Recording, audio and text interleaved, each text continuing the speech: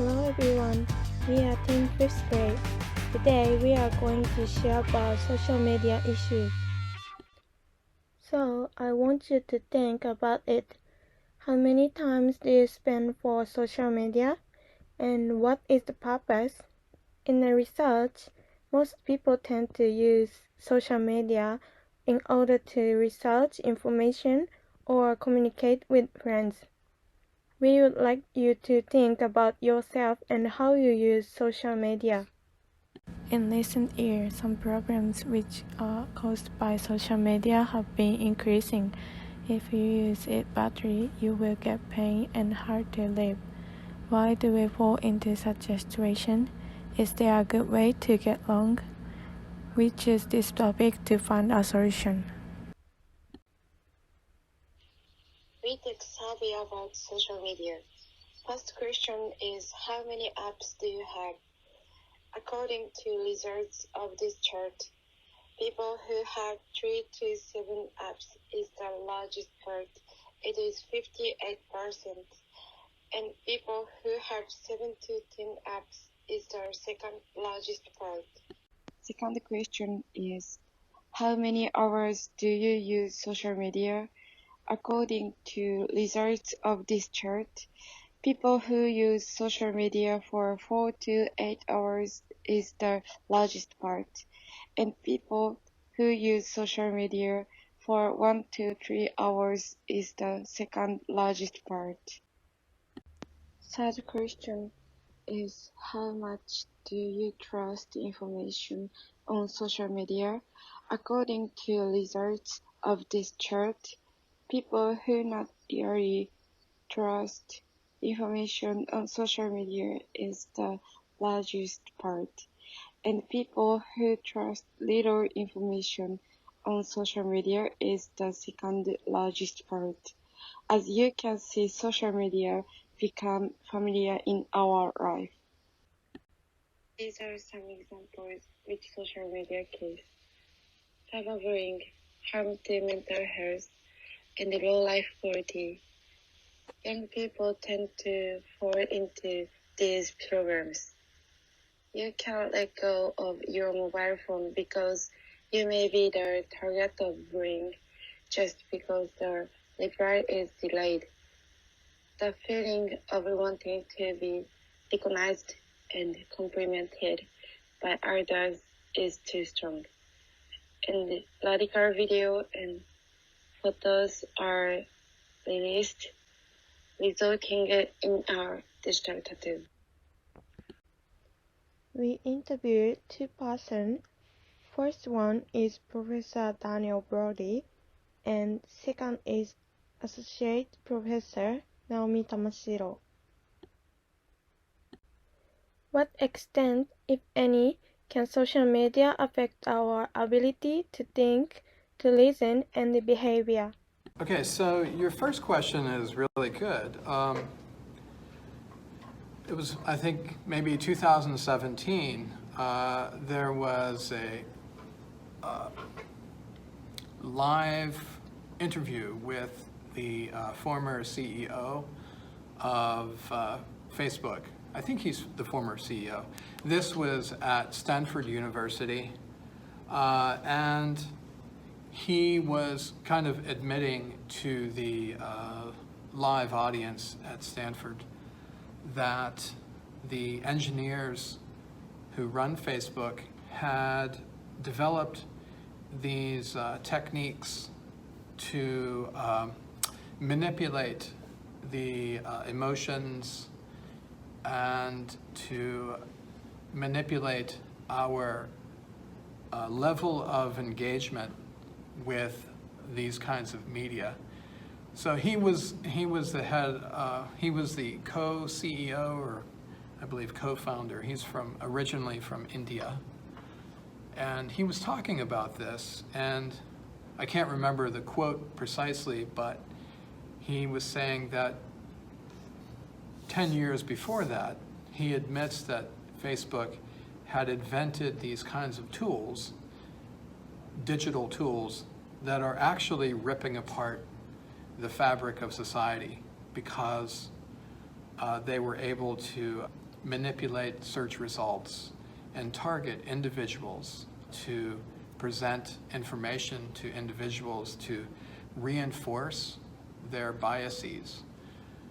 So this is one way that Facebook, for example, and Twitter and some of the other social media platforms, they influence the way that we think about issues like war and poverty and famine, and nowadays the coronavirus.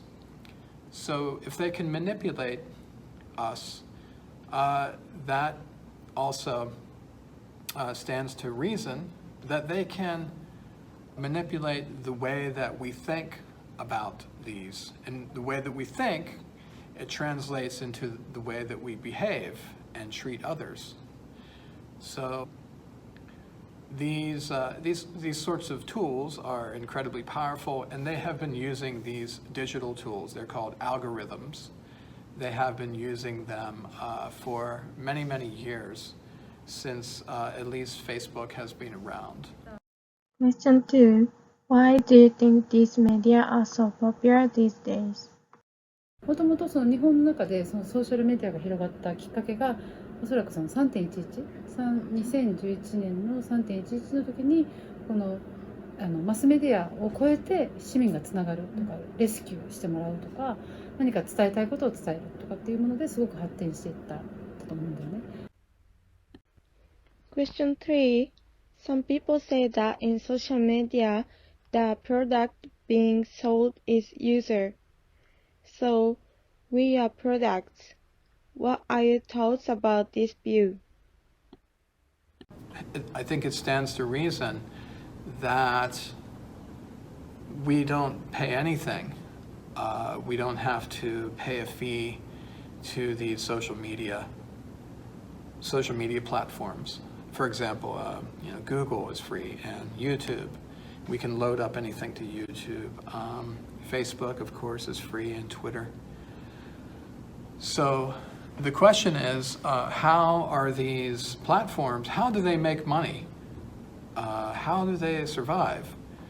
Well, it's been pointed out among many scholars and critics, commentators, that the money comes primarily through advertising revenue, as well as the advertising or the sale of our information, the information that we volunteer, the information that we give to these platforms about ourselves is turned into a commodity, and it is sold off to other big tech companies that buy it.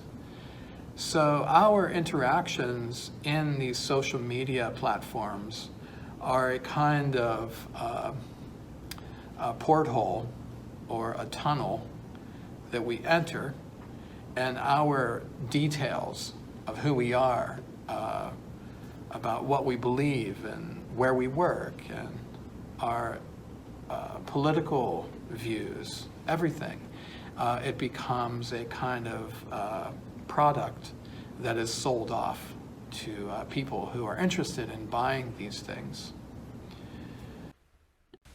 Question 4. Some people say that social media platforms are engineered to keep users addicted and connected to the web. What are your thoughts about this? I have read some scholarship about how, well, Facebook, for example, how it manipulates our psychological states, our kind of emotional states.